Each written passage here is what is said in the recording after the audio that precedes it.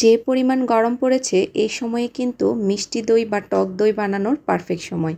আসসালামু আলাইকুম এভরিওয়ান, সবাই কেমন আছেন? সবাইকে জানাই অনেক অনেক শুভেচ্ছা ও স্বাগত। আজকে আপনাদেরকে মাত্র 2 ঘন্টায় একটি পারফেক্ট মিষ্টি দই তৈরি করে দেখাবো। আশা করছি রেসিপিটি ভালো লাগবে। পুরো রেসিপিটি দেখার অনুরোধ রইল। তো চলুন শুরু করে দেওয়া যাক। এখানে আমি নিয়েছি 1 লিটার পরিমাণ গরুর দুধ।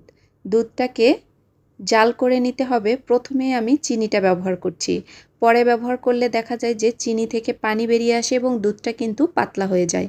সেজন্য প্রথমের দিকেই চিনিটা ব্যবহার করার চেষ্টা করবেন। এখন 1 লিটার দুধের মধ্যে আমি দিয়ে নিচ্ছি 1/4 কাপ পরিমাণ চিনি।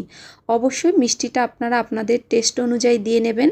আমি এখানে দইটাকে একদম পারফেক্ট মিষ্টি দই বানাবো, এই জন্য 1/4 কাপ পরিমাণ চিনি নিয়েছি। এখন দুধটাকে জ্বালিয়ে একটু কমিয়ে নিতে হবে। যেহেতু এখানে 1 লিটার দুধ আছে, আমি এটাকে কমিয়ে 700 গ্রামের মতো করে নেব। এখন দুধটাকে অনবরত নেড়ে চেড়ে জাল করে নিতে হবে। এখন এই পাশে আমি ক্যারামেলটা তৈরি করে নেব। যেহেতু দুধের কালারটা আসার জন্য এখানে আমি 4 চা চামচ চিনি নিয়েছি, দিয়ে নেব 1 চা চামচ পরিমাণ পানি। চুলো জালটাকে মিডিয়াম টু হাই দিয়ে ক্যারামেলটাকে আমি বানিয়ে নেব। ক্যারামেলটা হয়ে গেছে, দুধটাও কিন্তু অনেকটা ঘন হয়ে গেছে।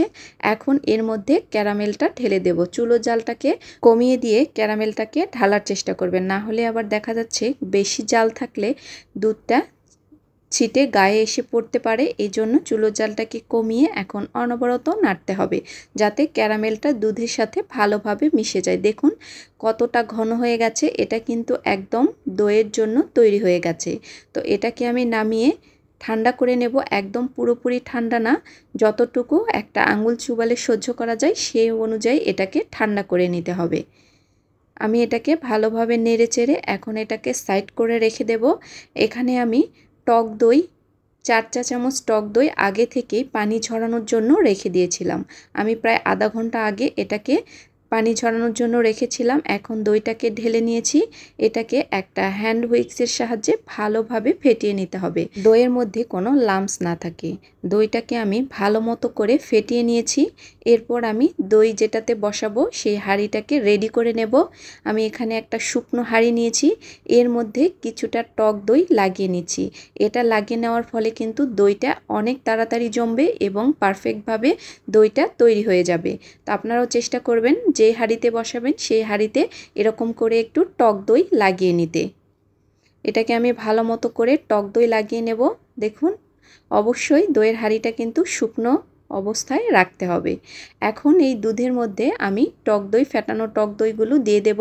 দুধটা কিন্তু মোটামুটি ঠান্ডা হয়ে গেছে, জাস্ট হালকা একটু গরম আছে। দেখুন এটা কিন্তু অলরেডি থিকনেস চলে এসেছে টক দইটা দেওয়ার ফলে। এটা ভালো মতো নেড়ে চেড়ে টক দইটাকে একটু মিশিয়ে নিতে হবে। এটা এখন আমি এই হাঁড়িতে ঢেলে নেব। দেখুন আমি সবগুলো হাঁড়িতে ঢেলে নিয়েছি। এখন এই দইয়ের ঢাকনাটা ভালো মতো করে লাগিয়ে দিতে হবে। আমি একটা ফয়েল পেপার নিয়ে এই দইয়ের মুখটাকে সিল করে দেব। আপনারা যে কোনো কিছু দিয়ে এই মুখটা ঢেকে দিতে পারেন, তবে চেষ্টা করবেন ভালো মতো করে ঢেকে দিতে, তাহলে কোনো বাতাস ঢুকতে পারবে না। দইটা গরম অবস্থাতেই তাড়াতাড়ি জমে যাবে। আমি এরকম ফয়েল পেপার নিয়ে ভালোভাবে দইয়ের মুখটাকে সিল করে নিয়েছি।